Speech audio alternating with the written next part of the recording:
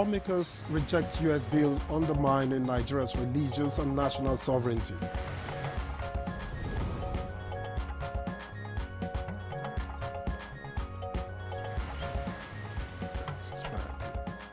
Vice President Shettima encourages local foreign investors to explore Nigeria's opportunities.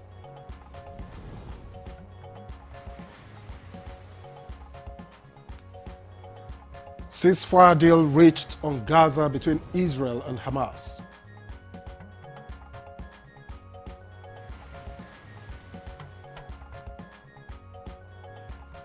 And on Good Morning Nigeria today, our focus is on correcting wrong narratives about religious harmony in Nigeria.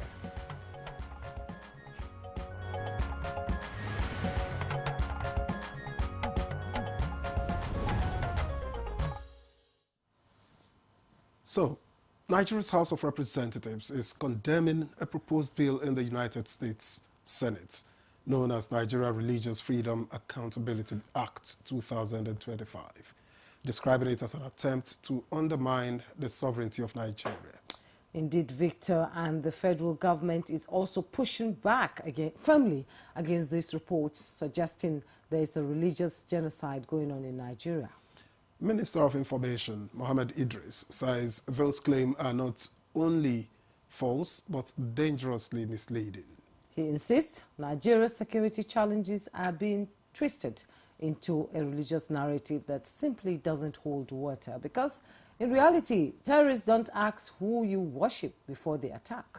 Exactly, and the minister backed his words with some pretty strong figures. Since May 2023, more than 13,000 terrorists have been eliminated and close to 10,000 hostages rescued in different operations across the country. He also reminded the international community that Nigeria's fight is against terror, not religion. And just last month, the top brass of Ansaru, that's the Al-Qaeda linked group, were captured. We also pointed out something quite telling. Both the heads of the armed forces and the police are Christians. So where really is the so-called prosecution? And the minister didn't mince words when responding to U.S. Senator Ted Cruz's recent claims on Fox News Digital. Yes, recall that Cruz alleged that more than 20,000 churches were burned and 50,000 Christians killed. Idris called those figures absolutely absurd, reaffirming Nigeria's commitment to religious freedom and coexistence. He added that Nigeria is a nation that celebrates diversity, not division. And just to put things in perspective, 2 Nigerian faith leaders were recently honored with the Commonwealth Peace Prize for promoting interfaith harmony, Victor. Wow, indeed. And that's the real Nigerian story. Not genocide, but resilience, progress, and unity in diversity in spite of all. Today, our panel of guests will be proffering solutions on how we can correct wrong narratives about religious harmony in Nigeria. So I welcome you to Good Morning Nigeria, and I am Victor Azu. And I am Juma Yusuf, welcoming you to the program. We're reaching you live on the network service of the NTA. Shortly, we'll be joined by Mina Daniels for the news, and much later, newspaper review. Mina, good morning. Good morning to me and Victor. Here is the news. The House of Representatives has condemned a proposed bill in the United States Senate known as Nigeria Religious Freedom Accountability Act 2025, describing the piece of legislation as wolf in sheep clothing to undermine the sovereignty of Nigeria. The Senate has given 1 week for scrutiny to various standing committees to enable quick response to President Tinubu's request for the confirmation of appointees into government agencies, including those for the Nigerian Communications Commission.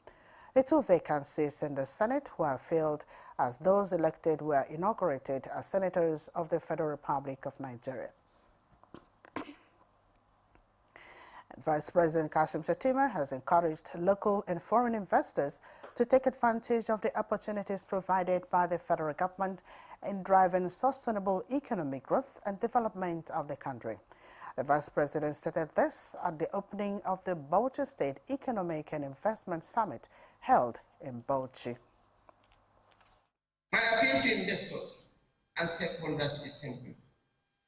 We must understand that Bauchi's advantage is not only its resources. What the state has advertised is its commitment to reforms that reduce bureaucratic friction, including streamlining incentives. The National Identity Management Commission, NIMC, has signed the Employee Performance Management System contract as its headquarters in Abuja. A statement by the Commission indicates that the signing marks a major step in enhancing accountability, transparency, and efficiency in public service under President Bola Tinubu's renewed hope agenda. The Director General, Abisoye Koka Dusote, who commended the initiative, urged staff to fully adopt the performance indicators for improved productivity and service delivery. Officials of the implementing partner, Triple Edge Consult, described this system as a framework that aligns organizational goals with measurable outcomes to drive institutional excellence.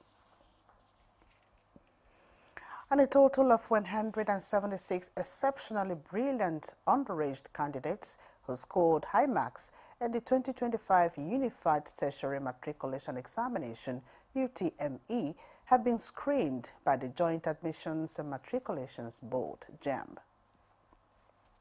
And Lagos. All the candidates came on time. They did their accreditation on time, and they did the first paper, which took 20 minutes. And after that, the papers were marked. Nigeria has again demonstrated commitment to strengthening bilateral relations with the Republic of Argentina, particularly in the areas of information exchange, cultural cooperation, and media collaboration. The Minister of Information and National Orientation, Mohammed Idris, reassured when he received the ambassador of the Argentine Republic to Nigeria, Nicolas Perazo Now, who paid him a courtesy visit in Abuja. U.S. President Donald Trump has announced that Israel and Hamas have agreed on the first phase of a Gaza ceasefire deal. In a social media post, Trump described it as a major breakthrough. Qatar, one of the key mediators, confirmed that both sides had agreed on all provisions and implementation steps. Hamas said the agreement includes ending the war, Israel's withdrawal from Gaza, entry of humanitarian aid, and a prisoner exchange. Israeli Prime Minister Benjamin Netanyahu called it a great day for Israel and said his government would meet Thursday to approve the deal. The conflict ongoing since October 2023 has claimed over 67,000 lives in Gaza and wounded nearly 170,000. In Israel, 1,139 people were killed and around 200 taken captive in the October 7 attacks. And that's the news for now. Good morning, Nigeria continues with Jumai and Victor after this break. The Renewed Hope Initiative RHI presents the RHI Green Nigeria Challenge.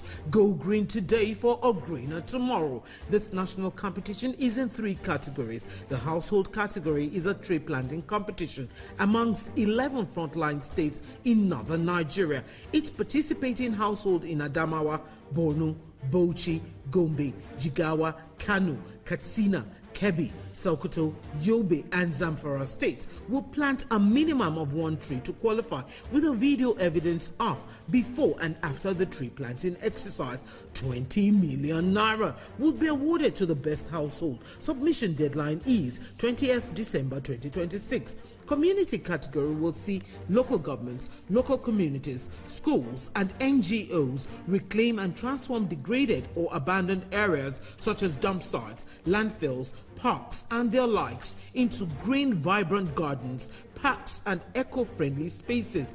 50 million naira would be awarded to the overall best community group. Deadline for submission is 15th July 2026. State category will have all states of the Federation and the Federal Capital Territory, excluding Enugu State, have a chance to address the growing threats to environmental sustainability and cleanliness. States will be judged based on the number of trees planted on major roads and inner streets and how clean they are. 100 million naira will be awarded to the best performing state. Already, Enugu State has 100 million naira for being RHI's model green state due to its greenery and cleanliness. Video evidence must be submitted by participating states on or before 20th December 2026. All entries must be directed to RHI Office, State House, Abuja, or email rhi.greenchallenge@statehouse.gov.ng. RHI Green Nigeria Challenge. Go green today for a greener tomorrow.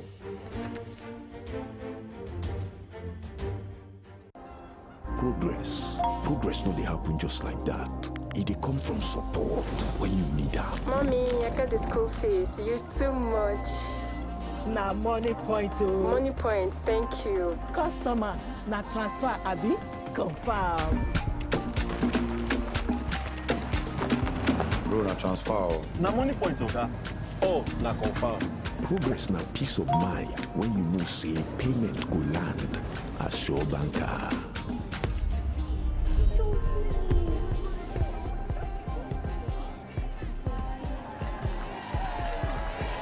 Progress na small wind where they carry person go far. No worry, yourself go make am. Mo go Bible. Victor, even you dey use money point? Of course now, they use money point. Confirm. Money Point, made for your progress. Nivea Black and White Deodorant, now with 72-hour protection. But what does that mean? 3 cities in 3 days and no fear of sweat and odor. 120 dances with skin as smooth as the moves. Sweat, stain and odor protection. Nivea Black and White Deodorant. Skin is for embracing life. Nivea is for skin.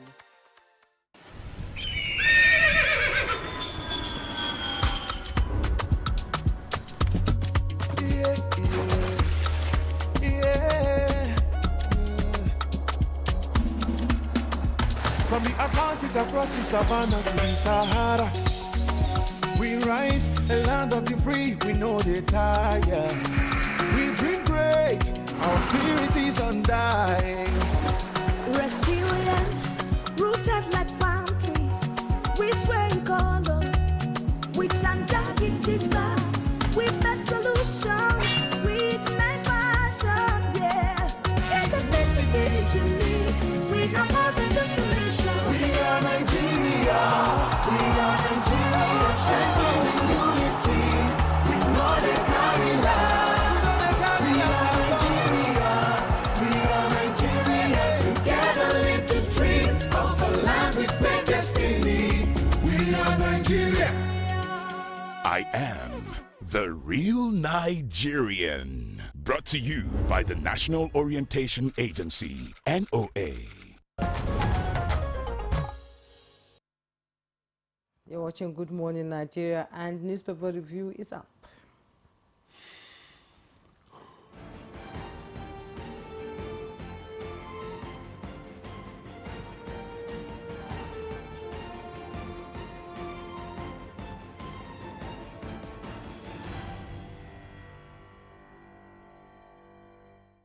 It gives me great pleasure to welcome Chukwudi Okoli-Ubaja to today's newspaper review segment. Great pleasure.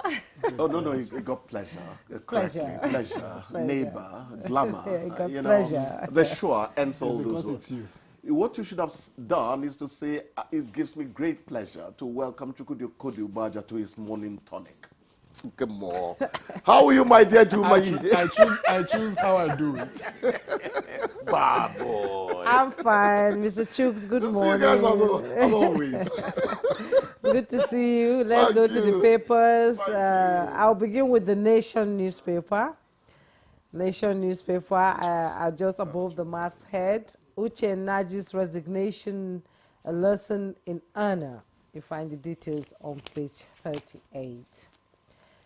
Army neutralizes 9 terror suspects in Borno. 37 kidnapped victims freed.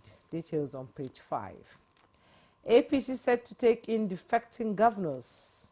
Party now holds 2/3 in Senate. You find the details on page 2. Below the masthead, shelf plant strike, Alausa tells ASU. Details on page 4. Bank of Industry 2.2 billion naira loan for core members. Details on page 7. And just below the masthead still, NGO seek ban on Inaji from holding public office. Details on page 2. And police tinted glass enforcement on hold. The story continues on page 3. The headlines in the Nation newspaper: how reforms are bringing down poverty. That's coming from the presidency. With riders, World Bank let policies reflect on living standard. And 139 million Nigerians could live in poverty by 2025. That's quite alarming.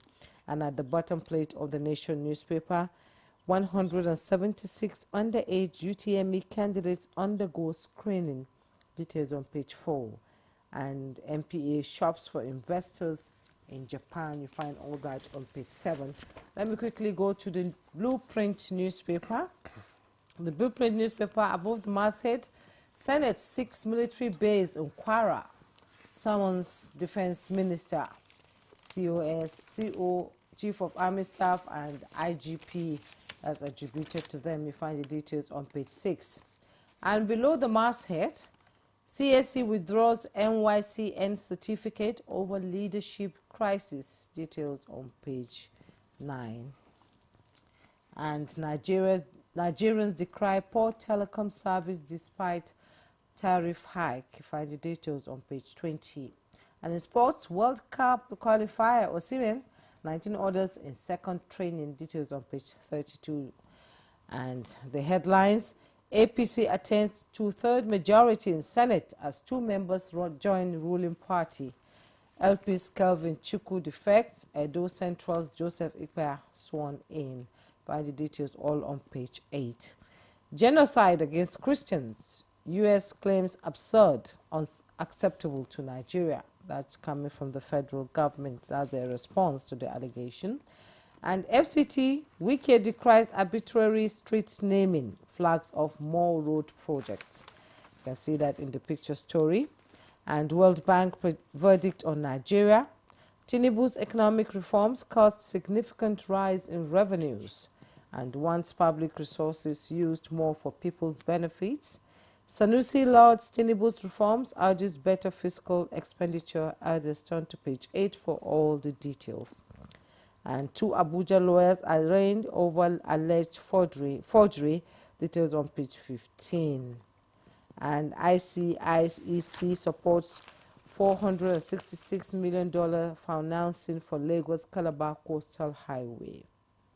That's about what I have in my papers. Victor? All right, thank you, Jumbai. And I have the leadership here with me. Just above the nameplate, President signs law creating 48 police academies is on page 12. On page 29, we'll rebuild Apapa Tinkan ports in 48 months. That's according to Dan Soho. All right, and coming below the nameplate, Bank of Industry unveils 2 billion naira single-digit loan for core members. You find details on page 7. And to the main headline here, Nnaji's resignation. Rights groups, lawyers demand stringent laws against forgery. Probe all Tinubu ministers' certificates, say opposition party, Atiku. By leaving, not admission of guilt, former minister, that's on page 4. And the tiny strip just above that, Tinubu advocates using pension fund for oil sector investments. It's on page 30. And then to the left, the final set of stories. Girl child education, Naira stability will reduce poverty. That's credited to Emir Sanusi, and it's on page 7. On page 4, End Killings, Christian Association of Nigeria tells government.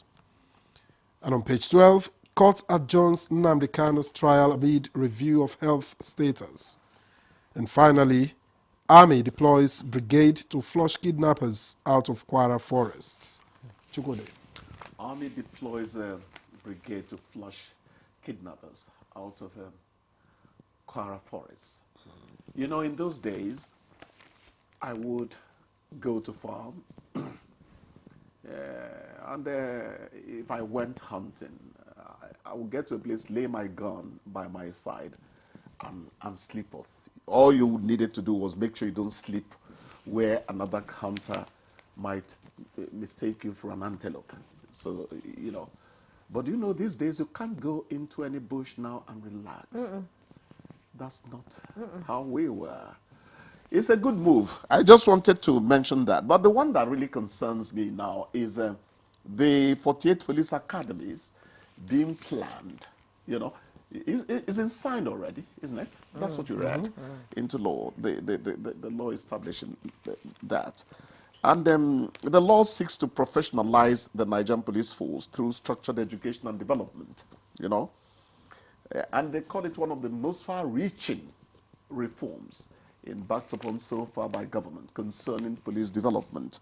You know, when we castigate police, many of us don't pause to consider that equipping the policeman is paramount in the discharge of his duties. Exactly. And when we talk about equipping, our minds quickly go to one weather-beaten AK-47 and a helmet to make up his kit for riot gear. And you forgot the baton. The baton. The baton should also be there. And the shorts. In the shorts. You saw them. My father joined the police when they were wearing shorts. You are pleasurably old school. He was the first set of mobile police in Nigeria. And they were accountable to the people, you know. But we forget that equipping also matters in the area of knowledge. After recruitment and orientation, what you owe the policeman is training so that he's ready to do his job properly. People say the army, I think Trump has eventually sent troops of the National Guard to Portland, Oregon. You know, he says it's a war-ravaged area. His superlatives, you know, simply take me to the floor because I didn't know where to begin to decipher what he's talking about. You know, so going back to the police, you give them knowledge first, equip them, then somewhere down the line, their welfare is very important. Yes. I'm not one of those who castigate Nigerian police force. No. They are wonderful human beings, given the conditions they're working in. If the environment is enabling, yes, they will excel anywhere. Ask yourself why they go abroad and they win laurels for their performance. We have to treat them well. I like this law. I really like it. You know, you mentioned APC now holding 2/3 in the Senate. That means that they don't require anybody to join them. They don't need to lobby anybody from the other party to pass laws. That is good and bad. Good in the sense that when things that the party wants to push through come in, they have an easy ride. Yeah, they have an easy ride. But bad when it becomes a question of, do the rest of us like it? You know, sometimes the opposing voice in your family is a service to the family. Don't see the person as always the bad guy. Anything we want to not agree, you know. I like it when I find people who oppose me reasonably, because at the end of the exercise, I come out a better man. So that's what I mean by sometimes opposition is also, but I'm happy for APC. The question is this: those who join them, did they join them because they truly love the APC, or are they stomach infrastructure driven? Victor, take your camera, go and find out from them. No, yes, Victor will do that. Well, let's talk about reforms. Yes. The World Bank is saying reforms are bringing down poverty by that's from the presidency. But the World Bank said let policies reflect on the living standard, because according to them, 139 million Nigerians could live in poverty in 2024. Let's synthesize it. Yes. I mean, you guys know that I said more than a year and a half ago this government is competent. So that's my sentiment, that's my opinion. But so far, we're seeing things to point to my maybe being correct to some extent. You don't have to like people to say the truth by them. Journalists are not in the game of liking you. No. They say the way it is. The thing is this.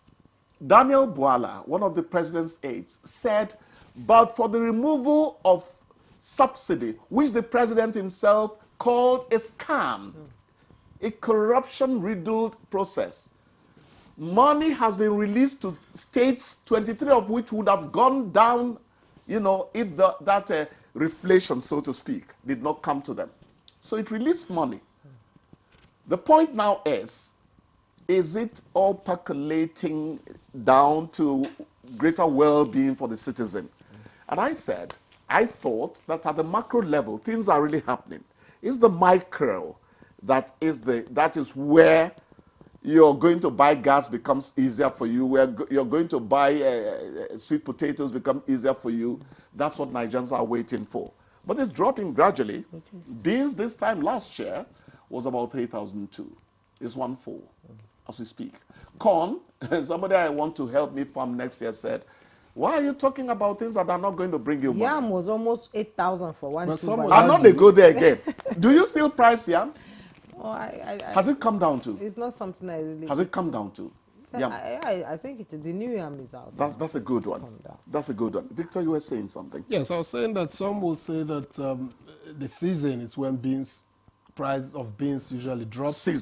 You know, so Victor, you know, that's what I heard some people say. Your journalism sometimes troubles me. I said this time last year, beans was how much? 3,000 or at least 2.5. This time this year, it is 1.4. I try to talk clinically, you know, so that you don't have a lot of room to run away. Let's talk about ASU. You should have seen my interviews when I was still active. Is ASU ready to sheath his sword? Because the minister is saying they are working on their demands. You know, we don't want our children to stay home. You know, the ASU government face-off is an ill wind that blows no one any good, because education is key, to human development. And public schools are supposed to be the best schools. Elsewhere they are. It's not the private ones, you understand? So I don't like what is happening. But I think that when they sign the things they sign, there should be sincerity on both sides concerning making that thing work. And maybe what we need to do now is when the next things are signed, we as journalists should start trailing them to find out who is not living up to. It's time for us to come into the fray. Don't leave them alone. Don't leave them to sweat it out. That's why I keep on going to the journalist. The fourth estate of the realm. Forget where the Nigerian society seems to have put the journalist. I call myself a social manager. Yeah, you're a manager of society. It is the things you do that shape up. Never give up. So when next time they say they've agreed on something, let journalists trail the process and say, government was supposed to do this last month. They didn't. ASU said they would do this. Let us keep on their tail. Let's not leave it to them. No, because the demands it's are time piling for us to up. arbitrate. Yes, since the IBB era, the demands have been piling up. It's been like that. They've been piling up. They've been piling up. So what government may also need to do is not to promise things that might be difficult for them to fulfill, given how the times are.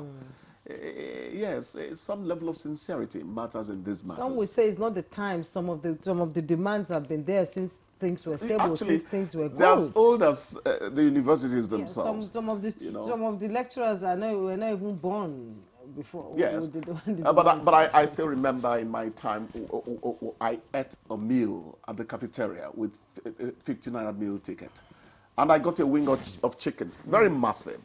What happened to us? You know, so our well-being was there, and that also percolated to the lecturers themselves. Yeah.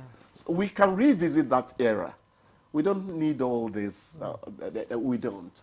We can better handle them. So let both parties please help us in the matter.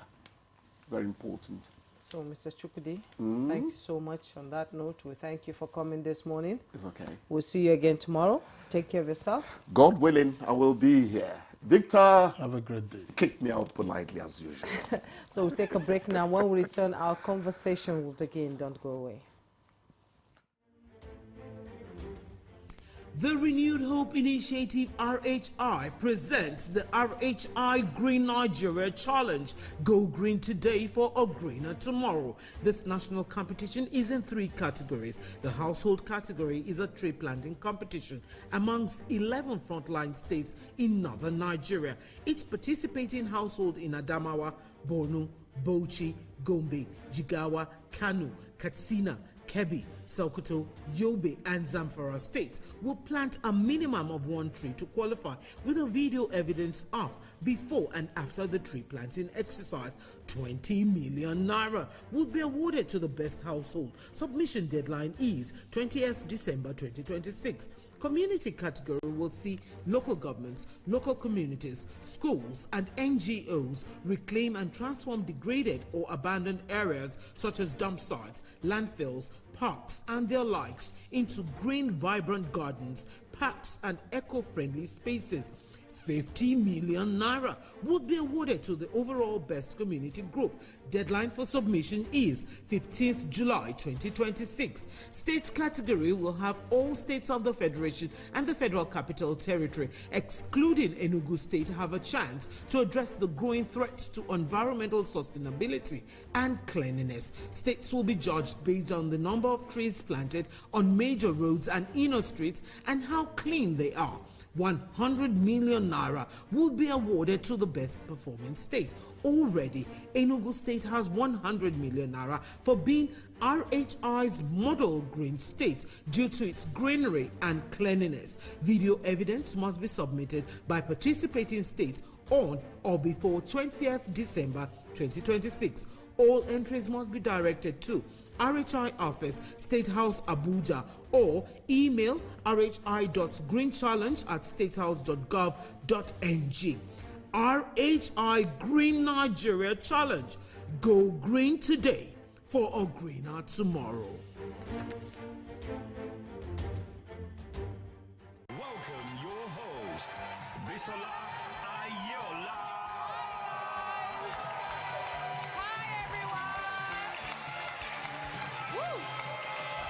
All the way from Akwa Ibom State, it's the sensational family.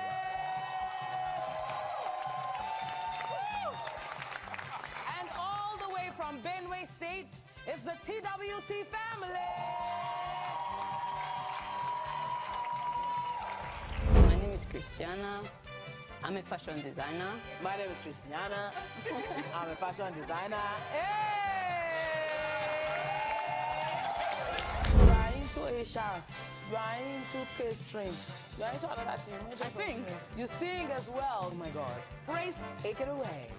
All around the world, no one looks like you. You can put a smile on your face. You're beautiful.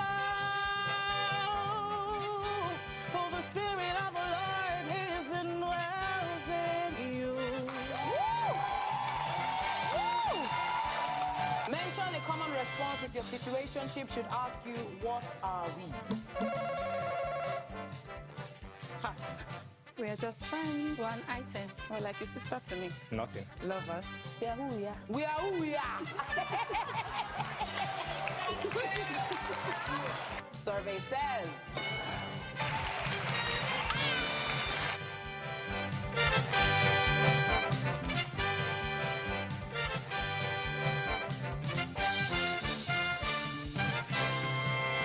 Have you been aspiring to be a student of the prestigious Ahmadu Bello University Zaria to no avail? Worry no more, as you can gain entry through NTA Television College Jos, an affiliate of the renowned Ahmadu Bello University Zaria, where eligible candidates with a JAMB admissible scores of not less than 180 and 100 scores, and with 5 credits O-level in social sciences, including English, and mathematics can turn their passion in broadcasting to profession by applying for a BSc in Mass Communication and MBTE-approved innovation diploma courses in film and television production, broadcast journalism, and television engineering, respectively.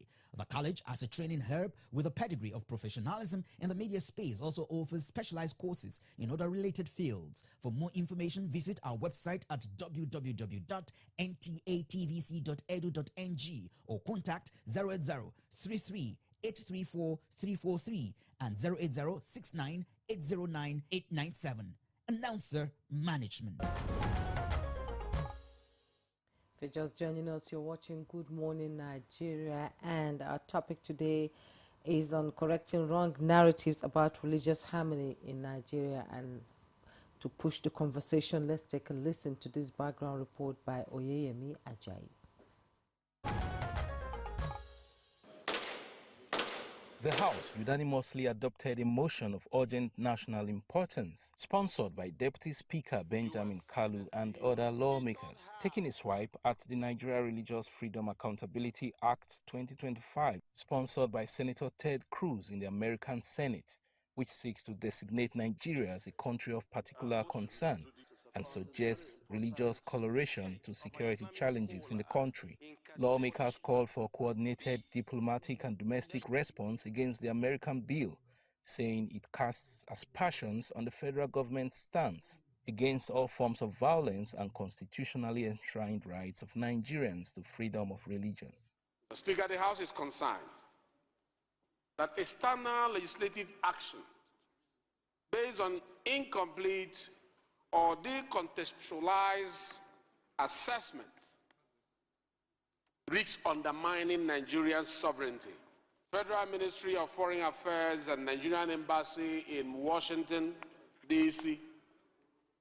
to lodge a formal diplomatic demand to the sponsors of S-2747, relevant U.S. committees, transmitting empirical data and Nigerians' official position. The main problem here comes from, one, those who deliberately demarcate Nigeria outside the country, including Nigerians, for a variety of reasons.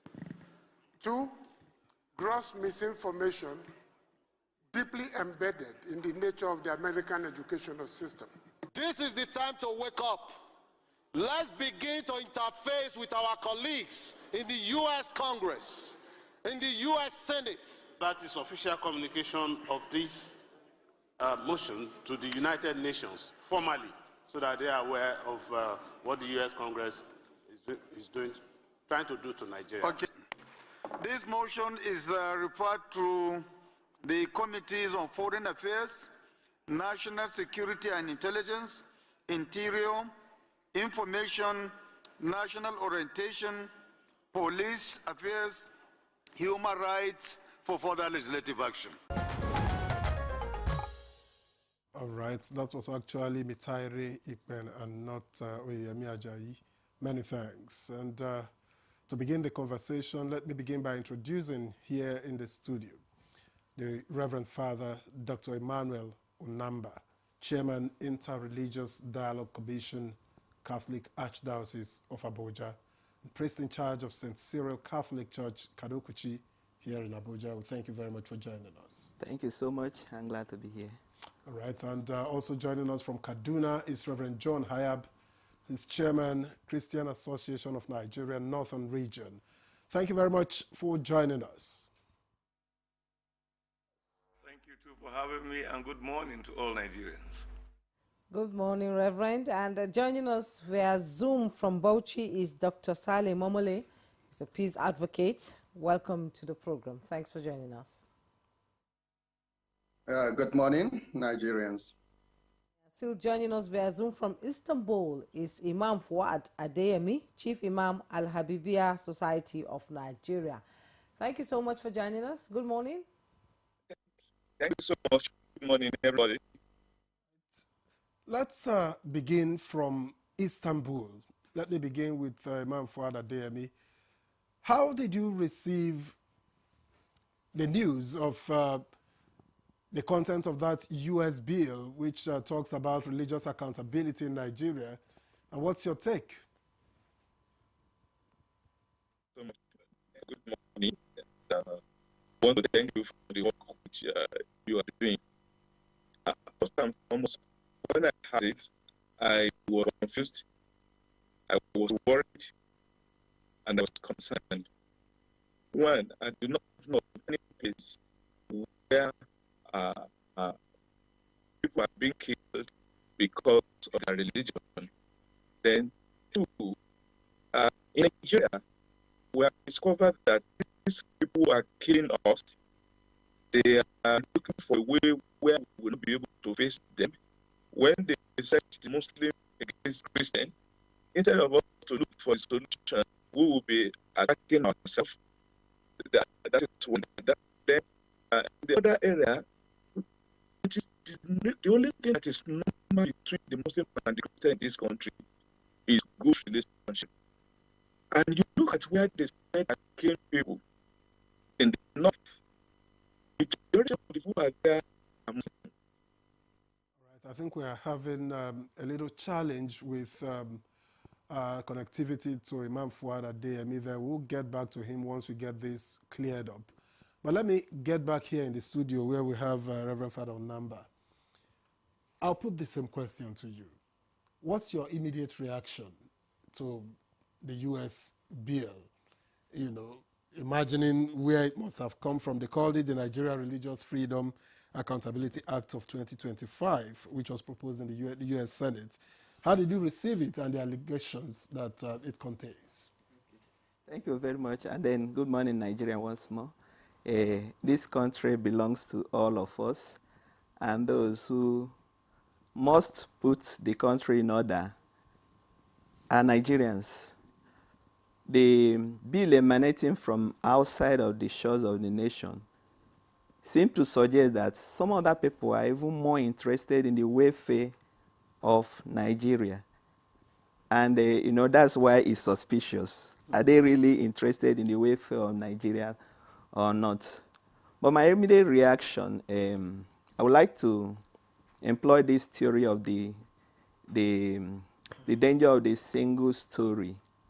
You know, in our world of today of AI and technology, we, of recent, the Pope Leo XIV told us that, yes, technology is good, but we should be wary because of the human element. The human person is still as important because the technology works by what the data it gets. It's what is put into the data that helps it to generate the answers it gives you.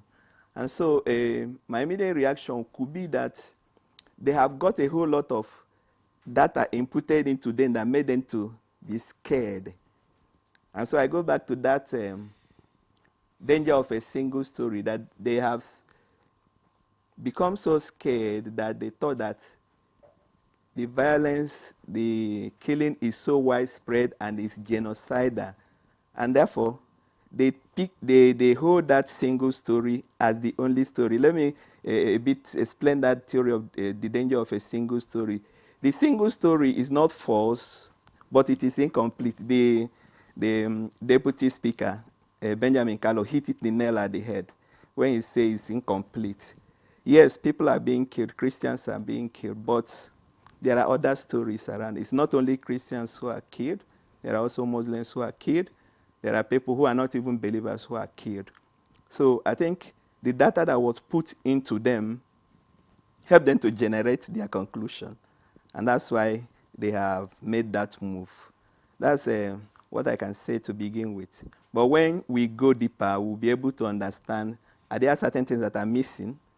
Maybe there are some other stories that should join to make it a complete story. Of course, there are so many things that are missing because the terrorist doesn't ask you your fate before he kills you. Exactly. Exactly. So let's bring in Reverend Hayab into this conversation. He's joining us from our Kaduna Network studio. Reverend Hayab, you've listened to the two guests who have spoken on this issue, and you've been in the studio with us here when we discuss religious harmony, you know, coexistence and all that. So What was your reaction when you had Ted Cruz on Fox News saying that there's genocide in Nigeria against Christians? And I would like you to comment on that. What is the true narrative here? Thank you very much for that question. Well, I cannot say that I was shocked because I think I've been following events.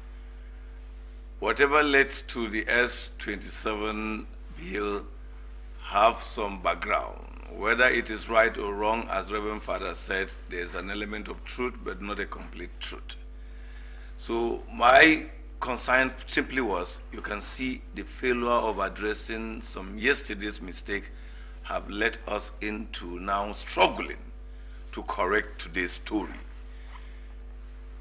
When this matter started, actually it became heated when an American comedian came out publicly to say that certain number of Christians have been killed, and another person who wanted to show he knows the story more than the comedian added salt to injury by saying, look, the number is even far more than what the comedian said. When you look at the figures they were throwing around, first 100,000, next 500,000, every right-thinking human being who hears that will be worried. What probably is supposed to have been done is to get back to the Christian community in Nigeria to verify whether those figures are accurate or whether those figures are exaggerated. Unfortunately, I don't know whether they did or they did and got the wrong person, but for me, who have been in this, and I know, what was clear is that that figure was a huge exaggeration. A lot of people have been killed, especially Christians, because we have to call a spade if we want to correct it. But the bandits and the terrorists have gone beyond just killing Christians, they are also killing others. But truly speaking, there was a time Christians were in pains, they cry out on your same television. So those stories add together have led to where we are today.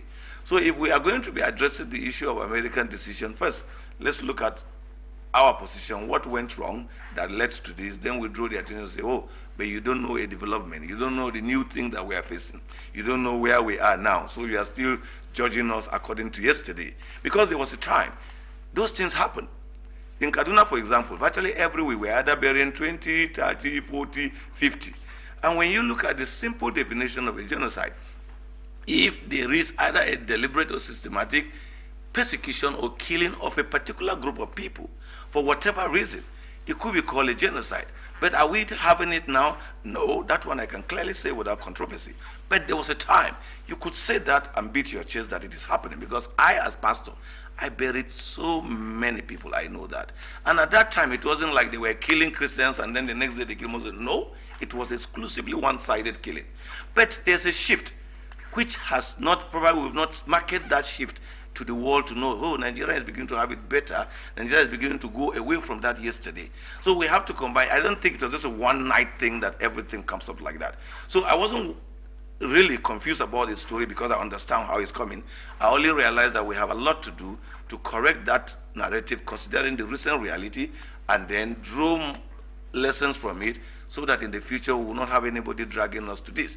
So this is it. And you know, when we were even trying to correct the narrative at the beginning, what I hear coming out of the media, and especially from government, was probably what just helped some of this wrong narrative to stand, was that there's no persecution at all in Nigeria. I think anybody who comes out publicly and say that is not doing good to the religious people, whether they are Christians or Muslim. Because when a Christian is killed, it is persecution. When a Muslim is killed, it is persecution. What happened to Shia was the persecution. You call it whatever you want to call it.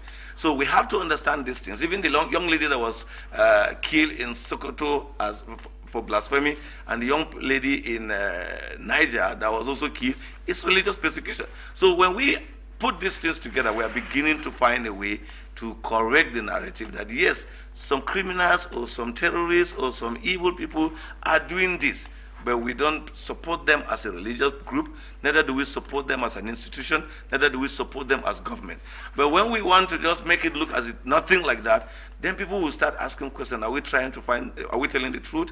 Are we finding solution? Or those things do not exist? Because I am the only person who can tell you how I feel pains. Whether I was hot, whether I couldn't sleep, whether I ran out of my house. I'm happy with the caliber you put together today because it's good we digest this. You know, one of the mistakes that have been going on is the kind of caption we put to most of the things happening in Nigeria.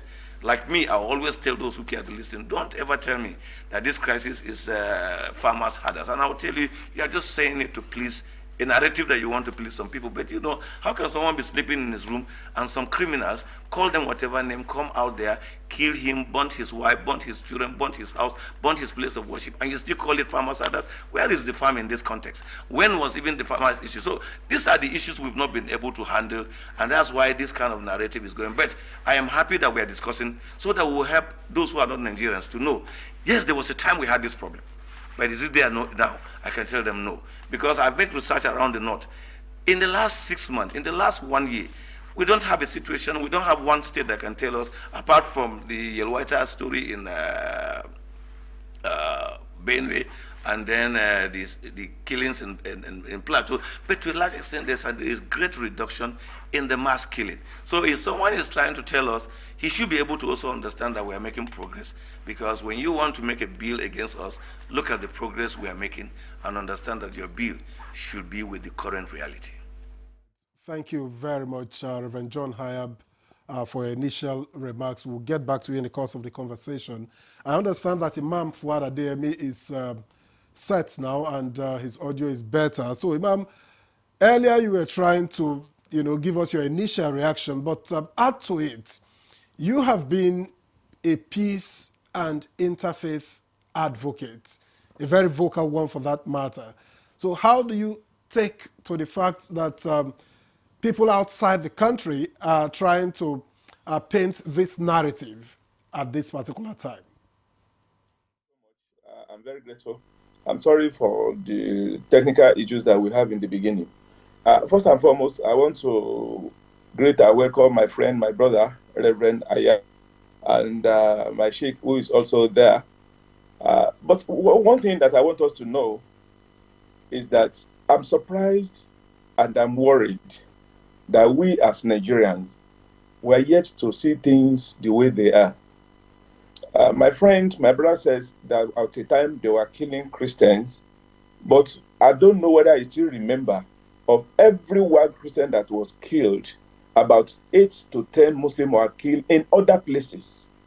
So the issue of us to look at it as if it is a conscious genocide on a particular religion, it calls for a lot of concern. What our enemies want to gain, it is what we are doing. For us to assume it is the Christians that are killing Muslims, or it is the Muslims that are killing Christians. If you notice where all these killings are, they are mainly in the north. Now, see the number of people that are being killed in Sokoto every day because it's not being reported. See the number of people that are being killed in Katsina every day because it's not being reported. Look at what is happening in Zamfara. And currently what is happening in Kwara, in Nukiode, 60 to 70% of the people in Nukiode, they are Muslims, and they were being killed in numbers. Do we now say that it's a deliberate thing to eliminate the Muslims? I think we should understand this issue. And I will also refer us to the current United States Commission on Religious Freedoms report that was released around May or June. I want everyone to go and look for that report. In the report, on the page 28 of it, Nigeria has been designated as country of particular concern, CPC. If a particular country is designated as country of particular concern, you need so many reasons, you need so many things to make that thing work, and that is what the House, the U.S. Congress will now confirm it, that this particular country is a country of particular concern, CPC. And unfortunately, we Nigerians, we are also walking into their hand by saying it is against Muslim, it is against Christian. I'm worried and I feel like crying when I hear anybody saying that the killing here is against the Muslims or is against the Christian. My brother was also talking about the lady that was killed in Sokoto that time. Around the same time, a particular family who are Muslim was wiped out in Enugu because nobody is talking about that. And they were wiped out, they were killed because they were Muslims, because they were from the north. Don't forget, a man, a woman, and all their children were wiped out. And so many cases like that. Because the Muslim approach to life is different to most people's approach to life. To us, we see that destiny and Allah's decision is important in us, and that is why they shout on the north on the number of people that are being killed as if the Muslims were not being killed. And I've always tell people, if you look, you take the statistics of the number of Muslims and Christians, especially in Maiduguri, in Yobe, in Bauchi, in where all these killings are much more pronounced, you discover it is even the Muslims that are there. I always tell people, of every church that was burnt at that time, at least 8 to 7 mosques were burnt. But because those who control the media are the people who have a particular interest. But I don't think this is what we need. We need to understand that we have a problem that is collectively.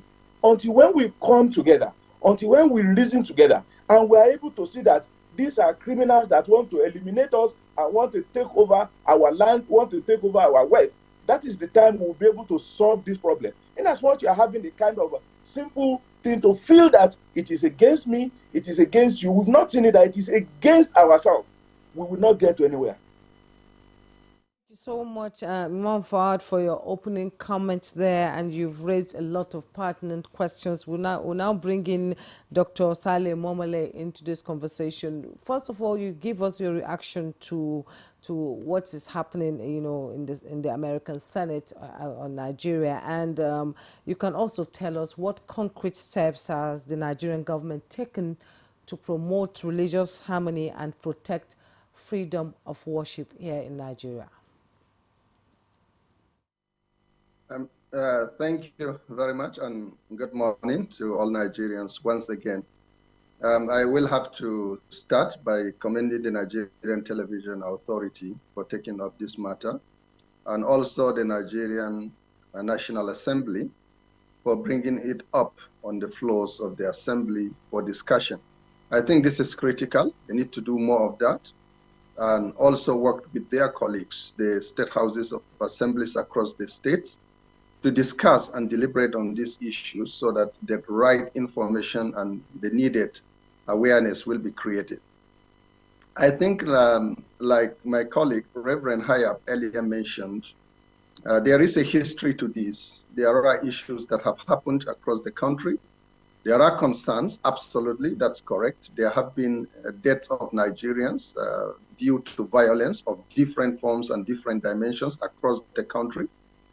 Extrajudicial killings have taken place and is still taking place, like he acknowledged, although significantly reducing over the last 2 years, which is a very positive progress for the country. However, what we need to look at is that this discourse about Christians being targeted in Nigeria's violence is not a recent phenomenon. I could recall the debates in 2018 to 2019 by the inter-party advisory group of the UK Parliament, where this issue was hotly debated. There were even inquiries and sittings, and many presentations have been made, and it was a topical issue. It has also been there within the United States and other countries of concern. However, the facts of the matter are accurately as stated by Imam Fahad about as well as Reverend Hayab in their opening introductory remarks. Of course, Nigerians have been killed. Are they killed because of their religion? Absolutely no. Is it only Christians that are killed? Absolutely no. All Nigerians of all faiths are killed. The question has always been, the question that is being posed is that more Christians are killed than Muslims. The response here, or the accuracy of this, is contestable.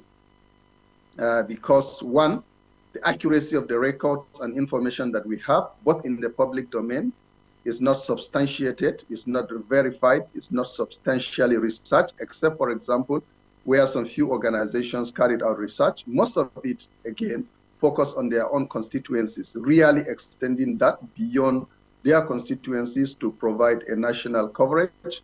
Secondly, generally, there is more reportage of events that happens in certain parts of the country than in other parts of the country. there are more reportage and there is more analysis of issues of certain type of dimension than other types of dimensions. And I think all of this contribute in some of the narratives that we have. So overall, Nigerians have a big responsibility. The governments of the country have a huge responsibility. Our local institutions have a huge responsibility.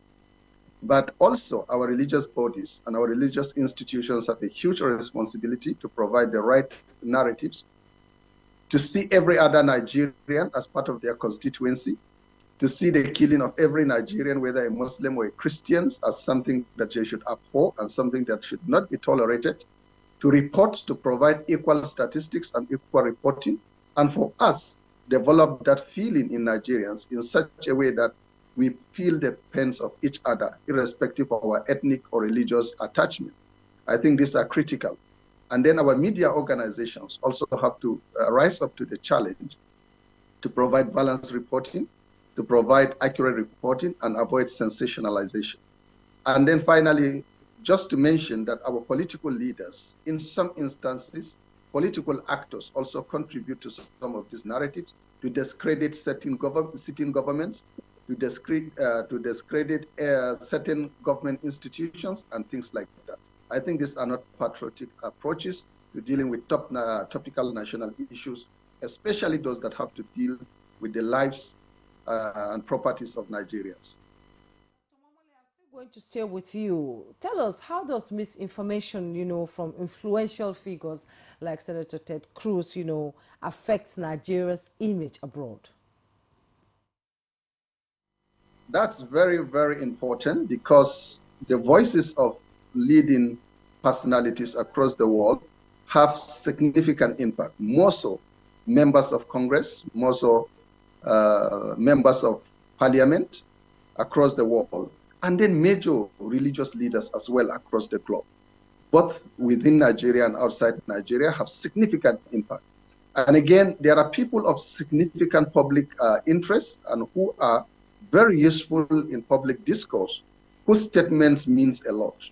And I think, like the House of Representatives met in its resolution, I think it is right to get across to some of these top political leaders within the US Congress, to present evidences and facts. I could recall some of the presentations that was done to the UK Interparliamentary Group on Freedom of Religion.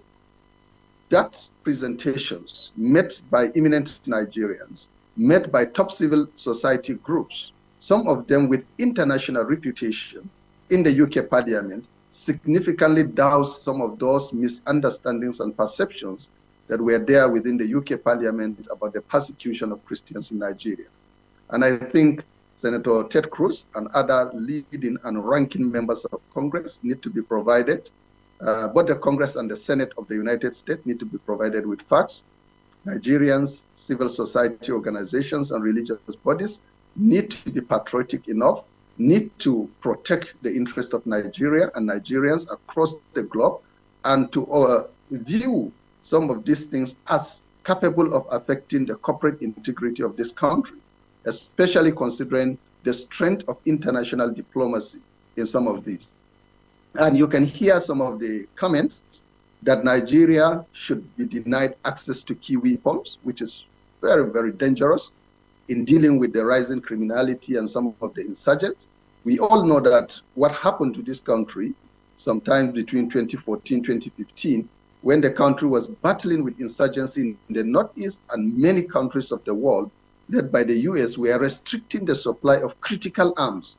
We all know, for example, that many of the air assets that we need to fight some of this insurgency in the Northeast, which is also emerging in some parts of the Northwest, as well as parts of the North Central around Kwara states, need high-level technical military wares to support our Nigerian military.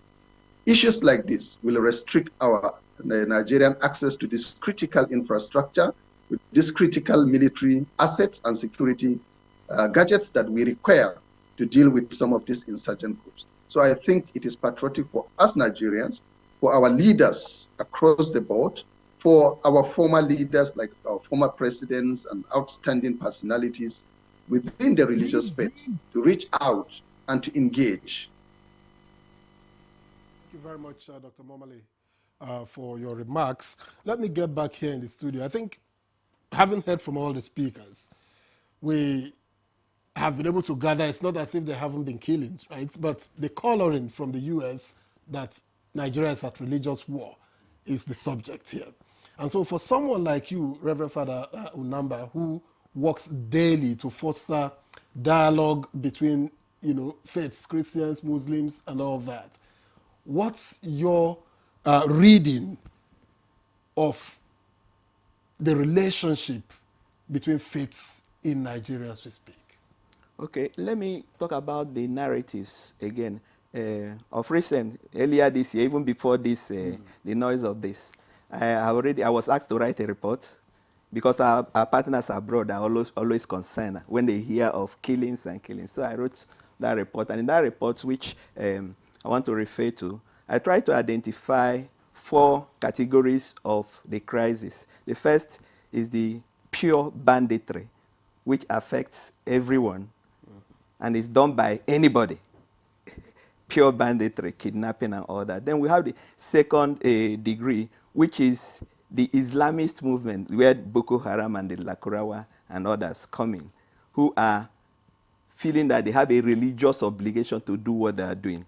Then we have also the tribal conflict that pertains to land, leadership, and all that. And then finally, we have the religious conflict that deals with what Reverend Hayap talked about, that deals with you have infringed on our religious light, you blaspheme against our religion, and because of that, there's conflict, crisis, killing Christian, killing Muslims. So those are the 4 areas that are prevalent in our present situation, but there's not always that error of painting the whole thing with one brush.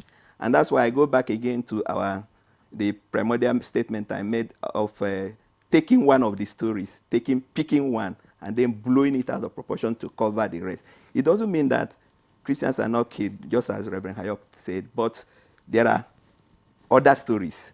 So coming back to the question now, we are in a country, and I have already made mention of the fact that we are the ones to make this country work. Others cannot make it work for us.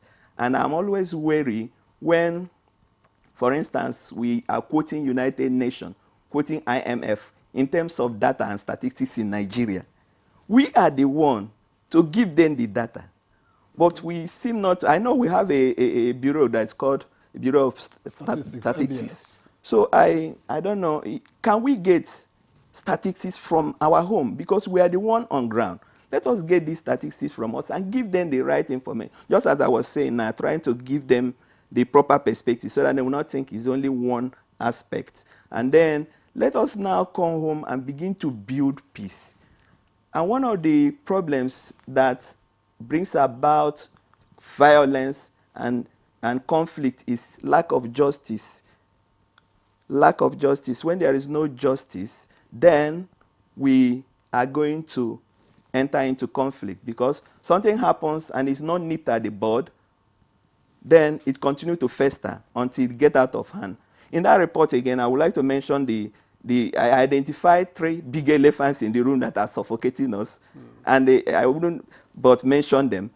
Politics, a situation where we have the politicization of religion and the religionization of politics, where every conflict is deemed as political or as religious. That is very wrong, which we need to work on. And then the second one is the government. I've already mentioned the fact that justice must be seen to be done.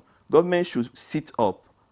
Sometimes we are not proactive, like what Reverend Hayap also mentioned. We are not proactive to solve certain problems. We allow them to fester. And then lack of good governance. So when we have that good governance, then things will be better for us. Most of these problems are then, when you go back to the primordial cause, you see that it's more of a lack of opportunities that cause us. There was a time when there was no conflict, or we are living perpetually in harmony. It just came all of a sudden. Things fell apart.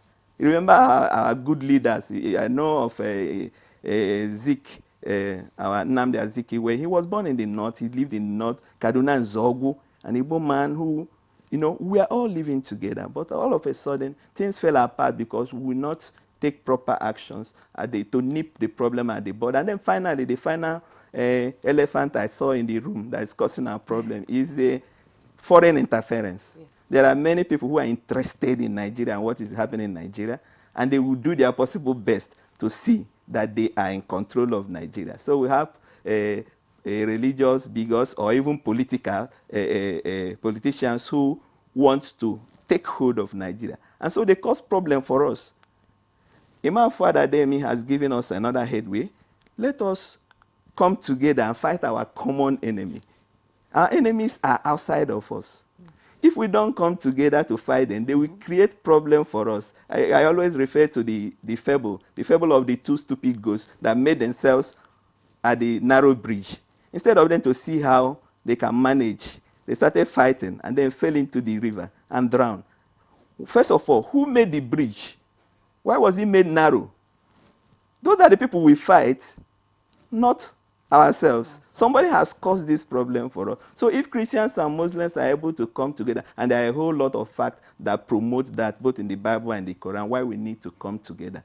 If we're able to come together, we will face our common enemies. But what is happening now is that our enemies, both politicians and those outside, are pitching us against ourselves, and then we keep fighting ourselves while they and we are falling for it. Yes, we are falling for it. An analyst said that unless we remove religion from politics, Nigeria will not get better. Let's bring in Reverend Hayab. Reverend Hayab, you've listened to the other guest's contribution, and let's talk about beyond government itself. Every time we say government has to do this, government has to do this. Beyond government, what contributions have local faith leaders and civil society groups made to sustain peace between Muslims and Christians? Because I remember when Boko Haram started, the comment then on social media was, nah, them, made them kill themselves until it spread. And I remember correctly, when the local vigilantes in Maiduguri started, was the day, it started on the day that an Igbo man was killed in Hausari. And they said this cannot happen because this man has lived with us for more than 30 years. So they rounded up and did a ring around the area and were able to get the Boko Haram guy hiding in a tree with his AK-47, and he was brought down. And, you know, this is a community that says we will not condone the killing of Christians in our community. So how can the community itself, Nigerians itself, be able to fight this outside influence, like the Reverend is saying, outside influence that is trying to destroy our country? Because the interest in Nigeria, everybody can see, is out there. The international community is very interested in Nigeria and what Nigeria has in our country.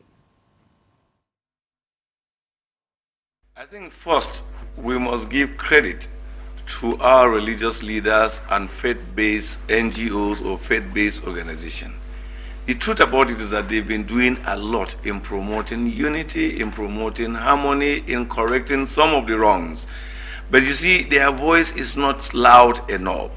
Sometimes it is not loud enough because some people don't want to hear their voice. Sometimes it's not loud enough because they don't have enough resources to go beyond the areas they are. Sometimes it's not loud enough because some political interests feel that, oh, this one work will hinder us getting what we want to. So, but we must give them credit. And I'm happy that in this program today, I'm together with my brother, Imam Fuad Adeyemi. He knows what we've been doing. He's somebody I respect and I hold in high esteem for his program on your television, the Abrahamic Mission, where we sit to talk about togetherness. If you see the response we get from people, that means people are wondering what is happening. Why are we even having the issues of fight? So there's effort out there. But you know, Nigerian is huge. You cannot just do one and think you've done all. You need to do it over and over. It's like eating food in the morning, in the afternoon, in the evening, all through the week, all through the month, all through the years. So this is what we want to see done.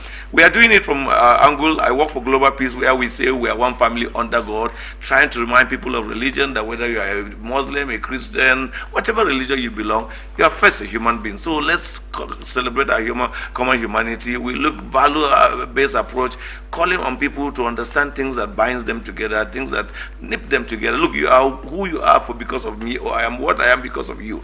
Like the Ubuntu theory that Africans are championing recently. So these are reality that we have to give credit to religious organizations. They are doing it.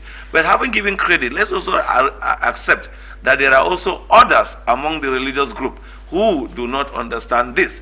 My colleagues there can confirm, in some other religious cycle, if you even go to a meeting interfaith, they start querying you, why are you doing interfaith? Are you making all religious one? Or are you compromising? And so on. So we know that.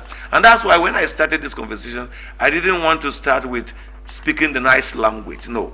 If we want to correct these things, we must admit the things that we realize are wrong. The things in our understanding are happening.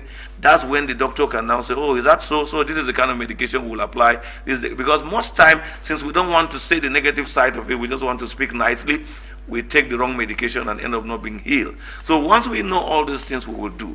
We still have to speak about government, my sister. Because in this country called Nigeria, we are governed by law. Look, to register my NGO, I still need government to approve it before I start operating, or else they can query and say this is an illegal operation. So when the religious leaders are doing their best, I like the example you use about the civilian JTF and why it all started. There are many in so many places in Nigeria. The truth is that credit must be given to those people. Unfortunately, recently a national honor was given, and I didn't see any one of them on the list. I wish one or two of them would have been there, because our country should begin to celebrate those who do some good things for them, do good things to unite the country, good things to bring about peace, good things to stamp out evil, good things to chase out enemy, good things to do to make this country what it should be. But when this honor is circulated among appointees and people who have been elected, then it makes the honor not good enough. But I'm just saying this, by the way, to bring to know that there are good things happening in this country, but people don't know them. And I think that's one of the reasons why the American system seems to know that there are good things happening, there are good people happening, and they just think it is just that one-sided story that they have had. But we have to understand where they are coming from and why they have the wrong information, or the information that is one-sided. Then we begin to work to promote the right information, the information that combines, the information that everybody is in need, and the information that, look, something is wrong. People are being killed in this country because of certain identity, and we say no to it as religious people, we say no to it as community people, we say no to it as stakeholders, we say no to it as people who understand what it means to be protected by your country. And when these things start happening and goes further, then this kind of narrative will change. Because the other groups may be parading themselves as religious leaders, but they are not. Their job is to sell stories out there to get recognition, to sell stories out there to get food.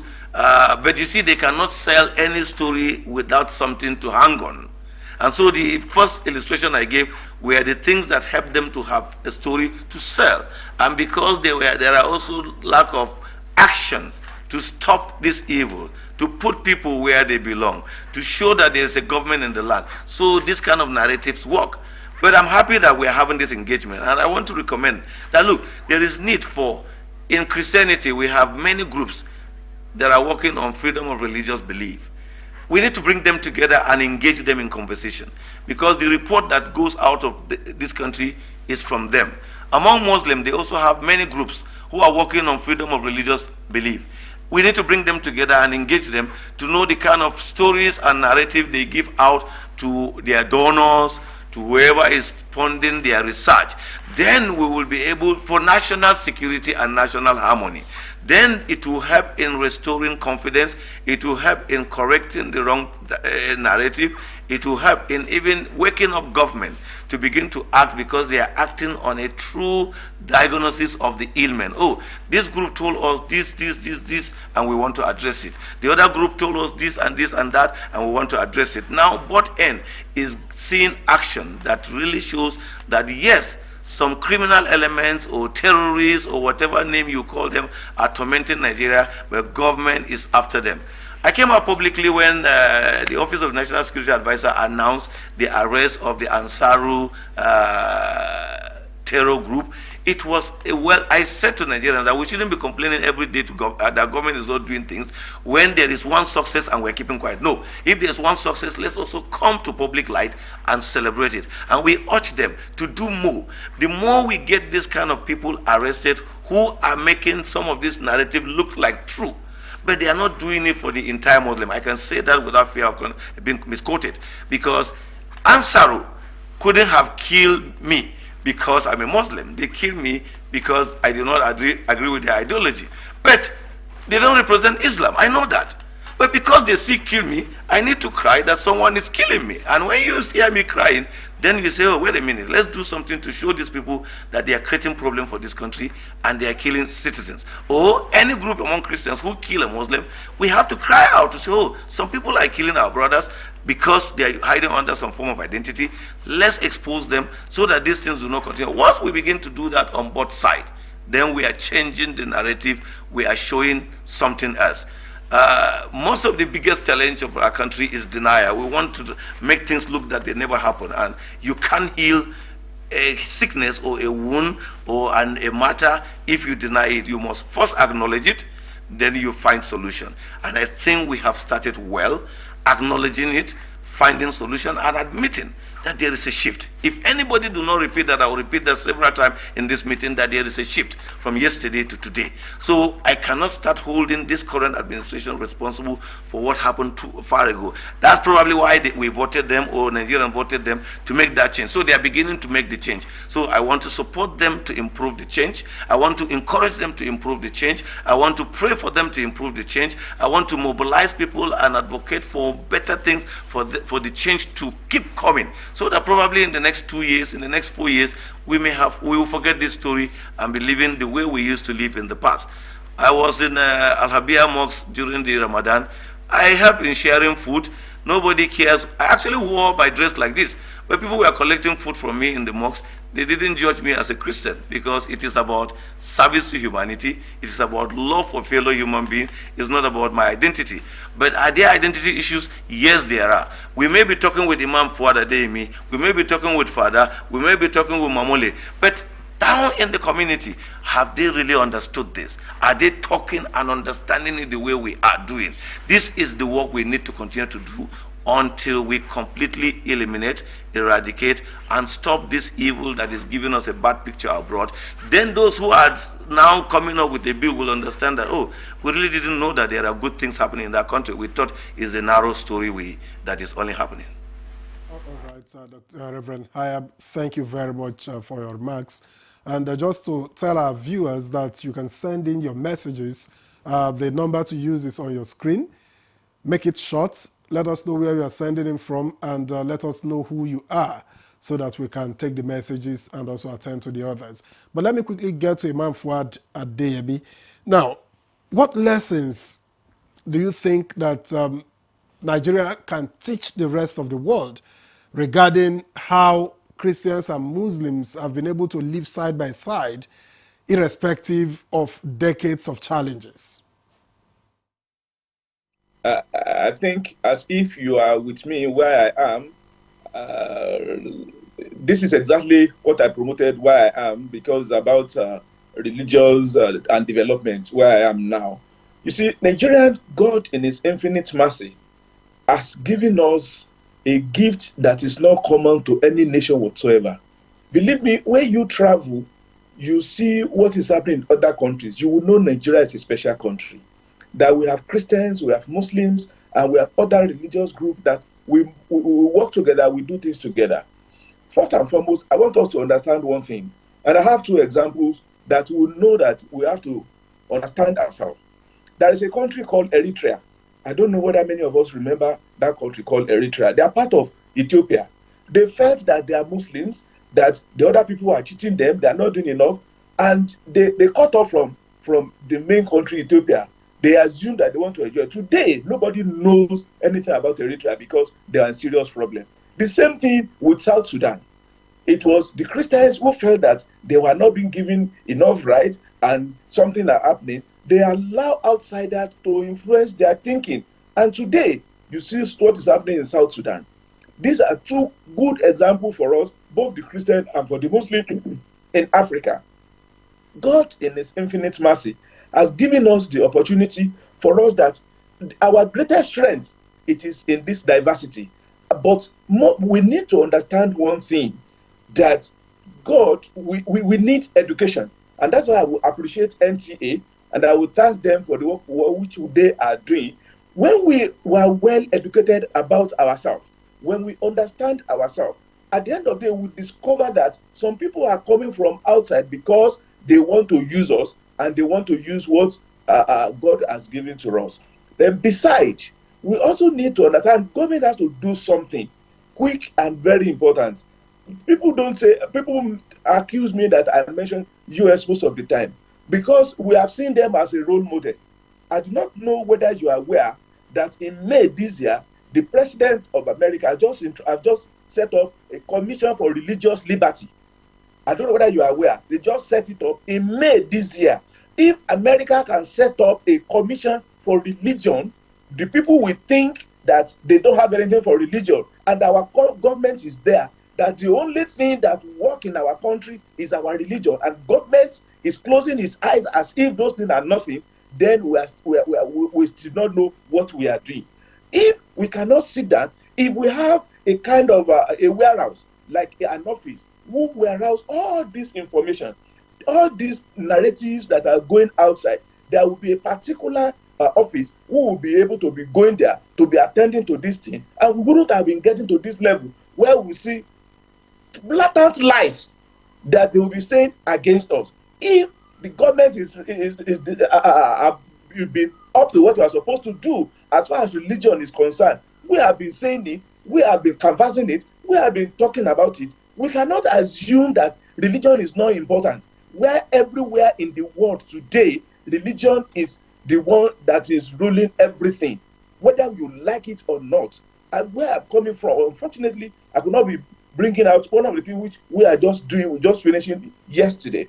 Almost all the countries of the world, they now want to work on how to leverage on the strength and power of religion in their country to make things better. We are pretending as if we are just from heaven and nothing is important to us as far as our religion is concerned. So we just have to do something that we know more about ourselves, we know more about our religion. When we do this, we'll be able to work together. I'm happy everybody that's on this thing. I wish you see us the way we relate, and we need to expand more on the way we, so that people who are the grassroots will be able to see that. So some people have been lying to us that Christians are my enemy, that Muslims are my enemy. Government, we have to do something to expand this information, so people can have better information, they can have better understanding, we'll be able to understand ourselves, we'll be able to appreciate ourselves, and we'll be able to honor ourselves based on the way which we are. Thank you, sir. Thank you so much, Imam Fuad, for that. And don't forget that you can send in your messages and we'll read them to our guests so that they can respond to them. But right now, we need to take a break. We'll be right back.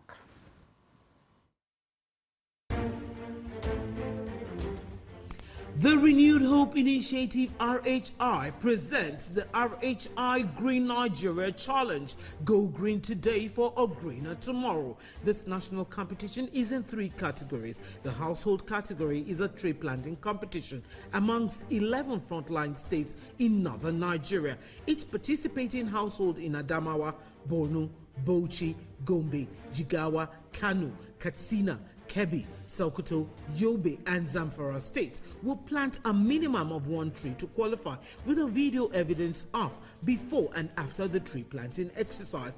20 million naira will be awarded to the best household. Submission deadline is 20th December 2026.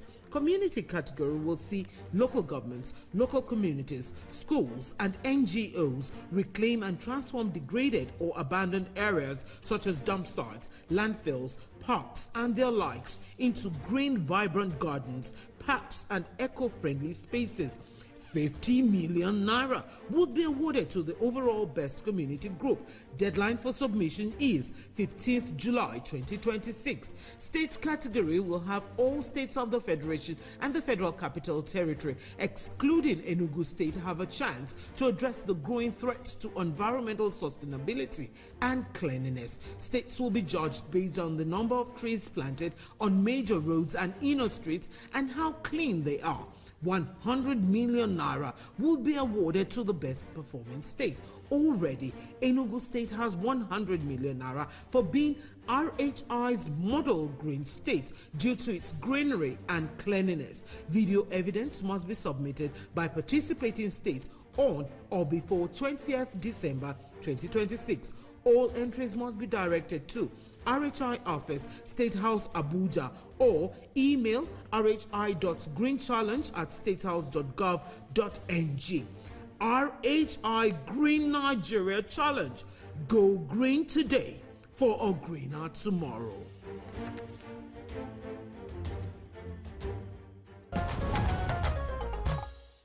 All right, thank you very much for staying with us. Of course, we've been discussing religion as it affects Nigeria, and our guests have been up to the task. But we have messages that have come in. Let's take some messages so that our guests can also respond to some of them. And I'll begin with this one from Ahmed Babad Dikwa. The conflict in Nigeria involves multifaceted violence, he says, including farmer-header clashes, criminal banditry, and sectarian attacks that claims victims of all faiths. Now, while Christians in certain regions face severe and targeted persecution, inflating the death toll to such a degree distorts the reality of the situation, harms productive dialogue, and ultimately undermines efforts to achieve an accurate understanding and effective resolution of the violence. Okay? And from Joshua Ajav from Makurdi, good morning, Nigeria, he writes, I applaud the National Assembly and NTA for bringing this issue on board. I heard former U.S. President, he said, not all Muslims are terrorists.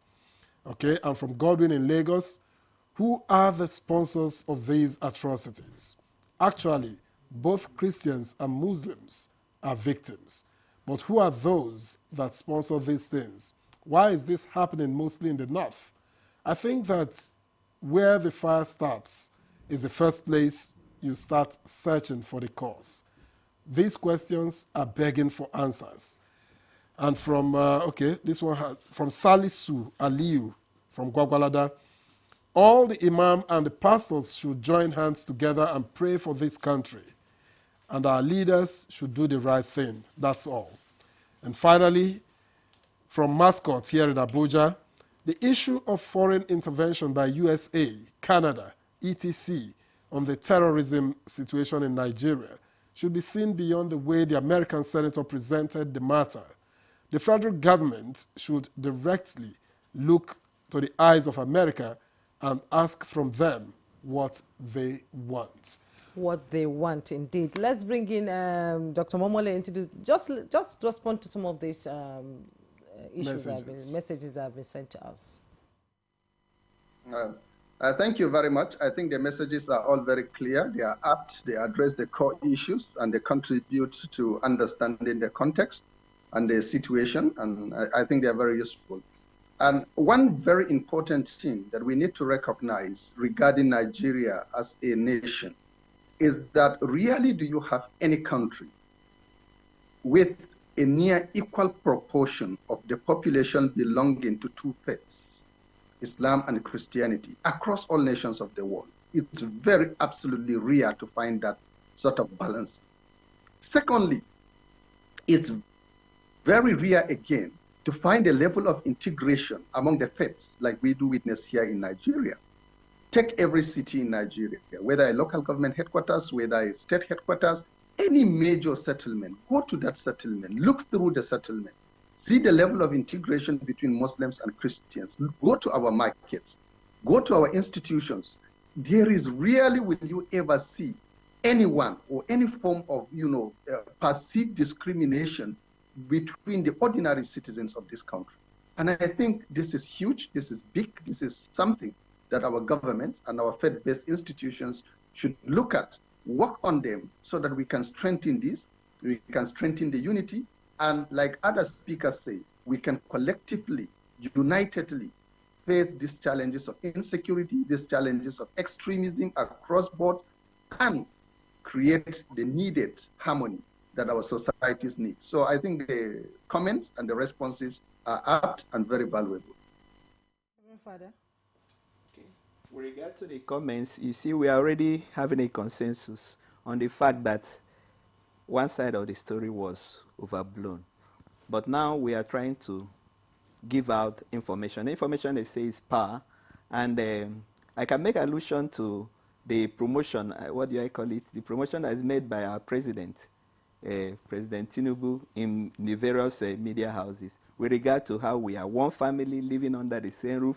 And at one occasion, if you remember, he made allusion to the fact that he's a proper Muslim and his wife is a pastor, and they are living together. No one is fighting the other. There are no religious crises in his home. And that is what it is in many other places. So we now need to push this narrative. We now need the religious leaders talking about us. What do we need to do to let our people understand? Because just as we have already established, while we are on this side of the story, there are other people who are on the other side. We are trying to see how we can push and live together in peace. But there are others who say, no, no, light has nothing to do with darkness. You go your way while we go our way, which is not proper. We need now to educate our followers, both Christian and Muslim. We need to let the people understand that we are created by the same God and we can live together. I remember there is a verse in the Quran that says, Leusha Allah, la ja'alakum ummatan wahida. If Allah had willed, he would have made us one nation. But he didn't do that. And one religion. And one religion. Has one religion now. Yes. But he created us differently so that we learn how to interact with one another. So the more we learn that, because many Christians and many Muslims, we have not yet accepted that message that we can live together. Some people who feel that, no, we can't come together. In our church, the Catholic Church, we have a document that is 60 years old this year, this month in particular. It's called Nostra Aetate, that defines the church's relationship with people of other faith. And it tells us that we cannot call ourselves children of God when we are at enmity with people who are also children of God in other religions. So when we are able to understand that we have been created and we have equality before God, then you shouldn't begin to look at somebody, discriminate somebody on the basis of religion. You should be able to understand that he has equal right to life, equal right to dignity, equal right to everything, as you yourself are. And the golden rule of the Bible will tell you, do to no one what you wouldn't want done to you. So if you discriminate against somebody because of your religion, remember there are areas where you can be discriminated against because of your population.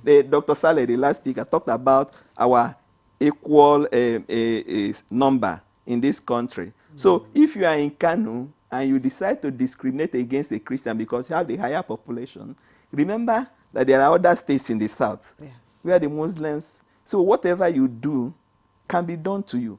So in order to avoid that being done to you, don't do it. Don't be unfair to anybody. And I also remember a hadith. Sorry, I'm trying to bring out this area so that we help us to understand that we need more education to our followers so that they will understand. That hadith from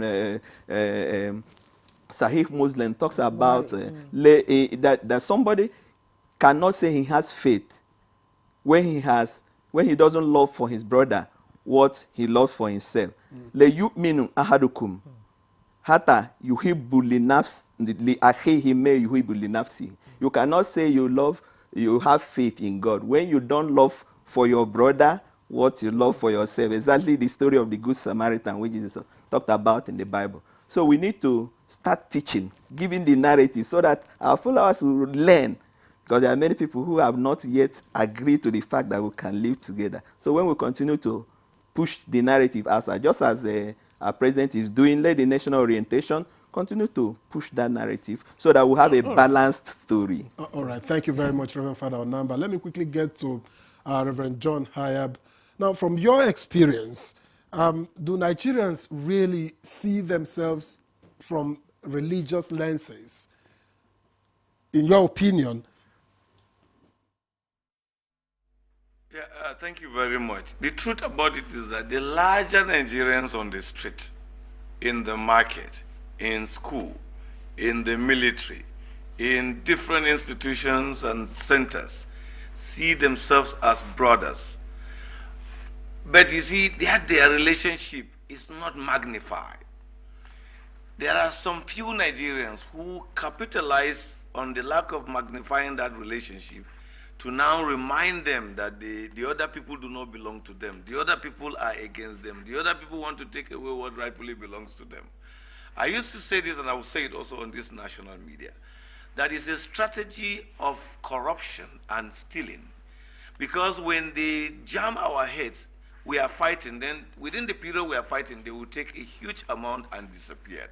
So these Nigerians that are understanding each other in the market, in the bars, on the street, in school, we need to really magnify that relationship. We really need to show people that that relationship is up. I think we've just seen example now by what you did when you opened the floor for people to comment. You got one from Makurdi or Benue, you got one from Lagos, you got one from Abuja, and many other places. You can see they are not in one place, but they are almost saying the same thing. Understanding that as far as they are concerned, let's live together, let's be happy together. You didn't plan this, but it works. Look at what they did. So Nigerians love each other. Have you seen what we do when we play football? Have you seen the sorrow that passed across the country, including those who do not know the footballers, when we play? So we just love our country, but there are others who seems to love dividing us, and then they push the narrative that today we are trying to correct. But why is their narrative strong? Because we are not amplifying the other good narrative. Amplifying the other good narrative would have been what will lower their narrative. But when we keep doing it, and I wish to recommend that, NTA, you've started well, you've been doing well. Can we make it as a matter of policy that every month we'll have a day in Good Morning Nigeria to just discuss religious harmony, to discuss people? We don't wait for occasions. When we keep doing like that, you can see that you have huge followers. And if all other medias in Nigeria are doing it, radio, television, within 1 year, 2 years, you will see that the orientation will go faster than what we are doing. But my submission simply is, Nigerians are united, Nigerians love themselves, Nigerians want to be together, but there are people who are instigating them. Let's expose those who instigate them and promote those words of unity, understanding, so that when next someone wants to push a bill in America, he will push a bill to promote or to show example of how Nigerians are united, so that the American community too will be united. Because I would say, if people care to listen, Americans have their problem. They have killings going on even in churches and other places of worship. But you see, they don't play that story, our story becomes more important. Can we sell the good stories to them so that they will use it and also learn and know how it works here in Nigeria? So much. We still have some messages before I go to Imam Fuad, and let me read some of them. Senator Ted Cruz's assertion that 500,000 Christians are being killed in Nigeria is a gross misinterpretation of a complex crisis. This figure is a drastic exaggeration that is not substantiated by any credible data from international monitors, humanitarian organizations, or local authorities on the ground. That's coming from Ame Babadikwa. And Ango Liman said, I appreciate the objective opening remarks made by Reverend Hayab. The main issue we as Nigerians want is to stop the killings. The statistics of who is being killed, the more should be set aside. And Chike Dim from Wari Delta said, I commend the NTA for featuring this critical topic in today's discussion. We all know that religious disharmony poses a significant threat to social cohesion and peaceful coexistence in Nigeria. Until we understand that religious beliefs should foster social integration and harmonious coexistence, we will struggle to achieve greatness as a nation. I also applaud the discussants on today's program. Another one said, good morning, Nigeria, from Musa Abubakar. He said, one of the functions of embassies is information gathering.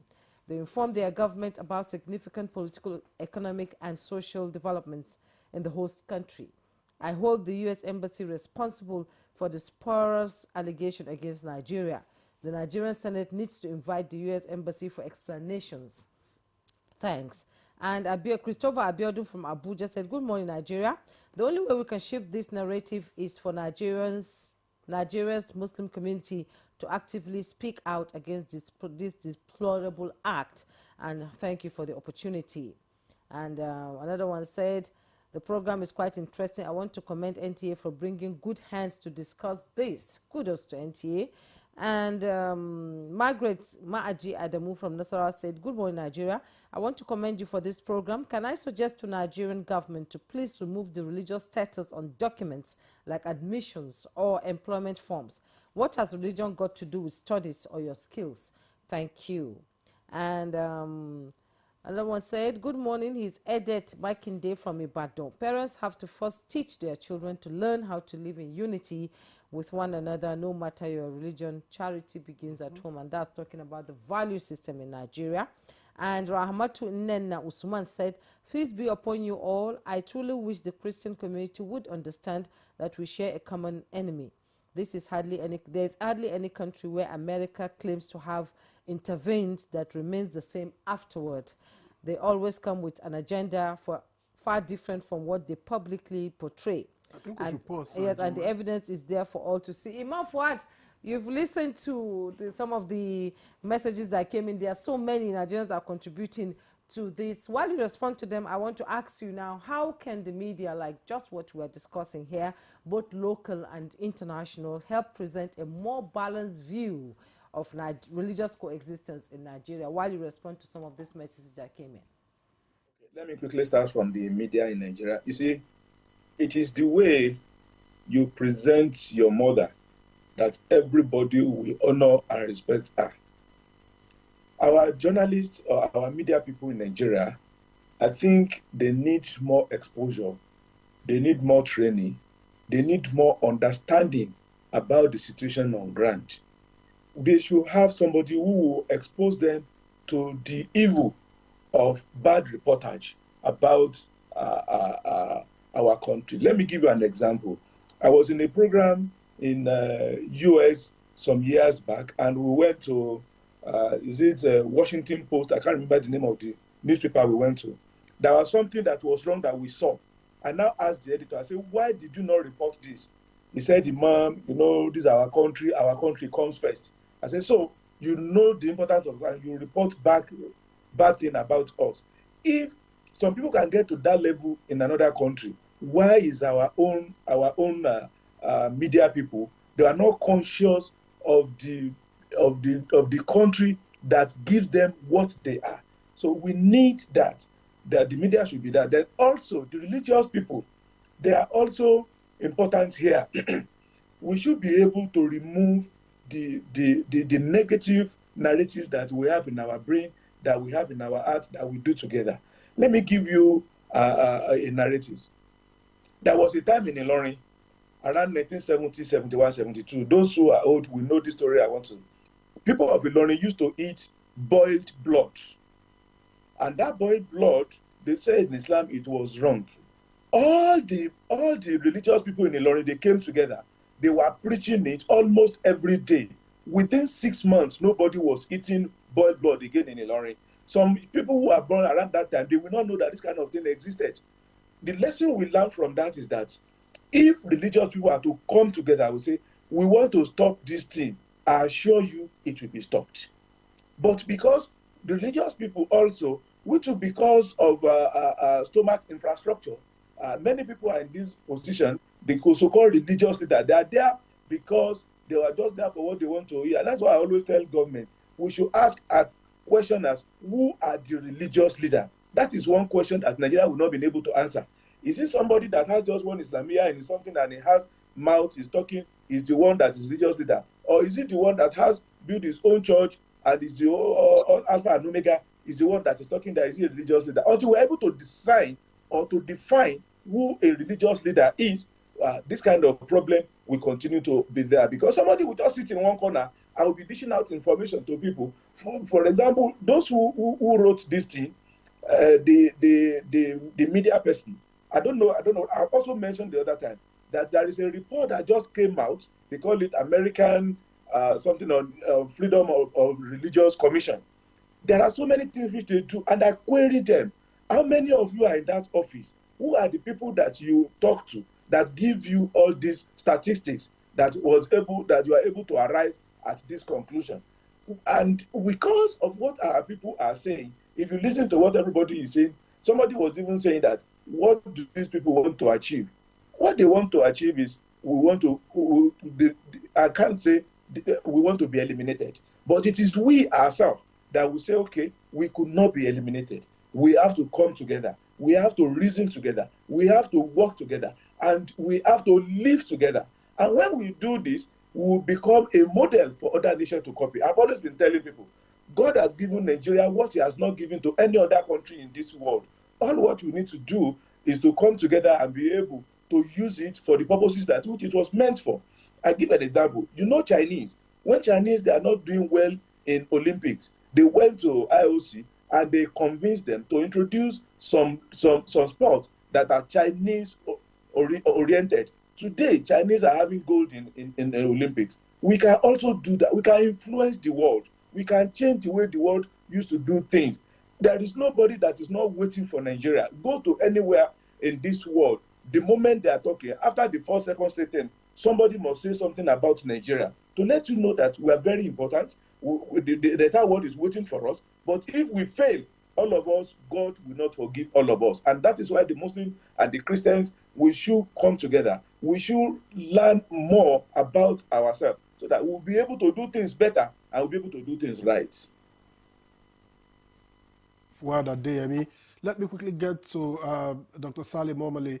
And I'm asking, what's the most effective way, in your opinion, to communicate the true story of Nigeria's interfaith harmony to the international community?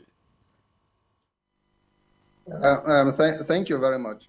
I think a lot of errors have been made. You know, when new issues come, like Nigeria was very peaceful, Nigeria had very good interreligious harmony.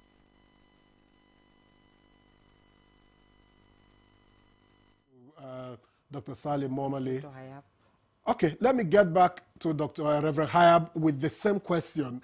What is the most effective way to communicate to the international community Nigeria's true story of interfaith harmony?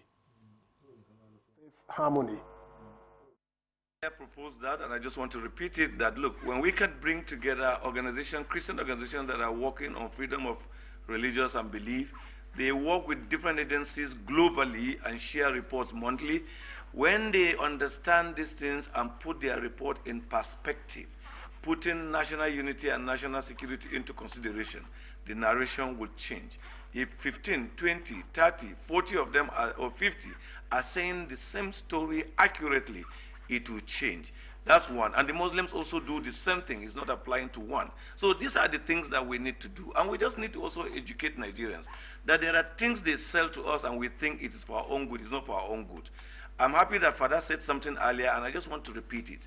When anybody tells you that, oh, we want to put Nigeria in countries of particular concern, and you are thinking he's doing you a favor, he has completely destroyed you. Because once Nigerian is put among countries of particular concern, one, arms will not be sold to us.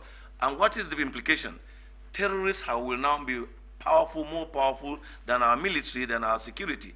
We are struggling to defeat them, and we now do not have arms. Then we're just giving them victory. So if someone really wants to help us, he shouldn't help us to destroy us, to kill us, to make our victims becoming more worse. He should help us to protect us. If there's anything that is wrong at all, we deal with the people who are doing it.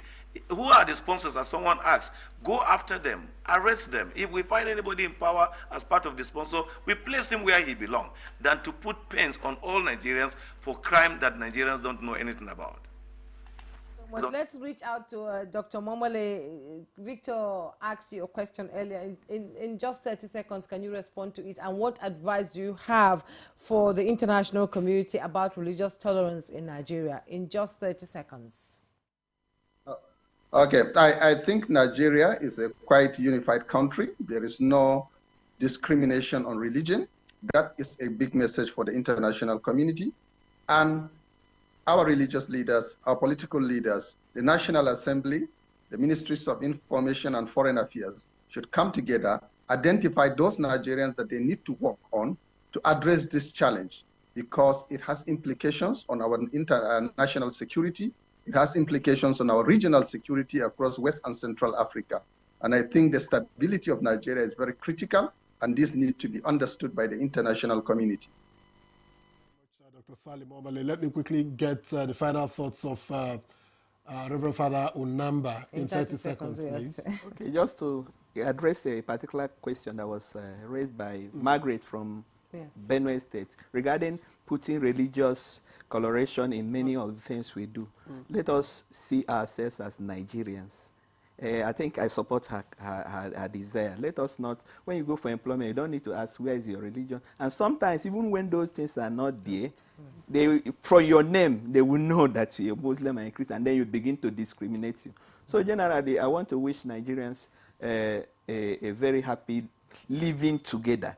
It is good to live together, because when we are together, the more we are together, there's a song that goes that way. Exactly. The happier we shall be. So let us We used to sing that in primary school, actually, but I don't think this generation does it. So thank you, Reverend Father Dr. Emmanuel Unamba, Chairman, Interreligious Dialogue Commission, Catholic Archdiocese of Abuja, priest in charge of St. Cyril Catholic Church, Kadu Kuchi, Abuja. We appreciate your contribution to this competition, which is very, very apt, And Reverend John Hayab, Chairman, CAN Northern Region, Kaduna State, Kaduna Studio. Thank you so much for joining us.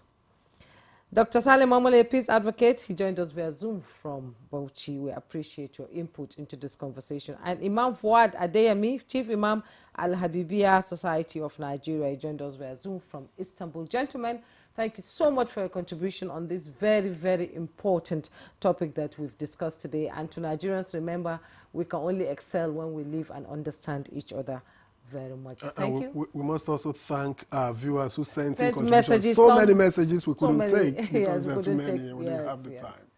I'm Juma Yusuf. Do have a wonderful day. And I am Victor Azu. We'll see you again tomorrow.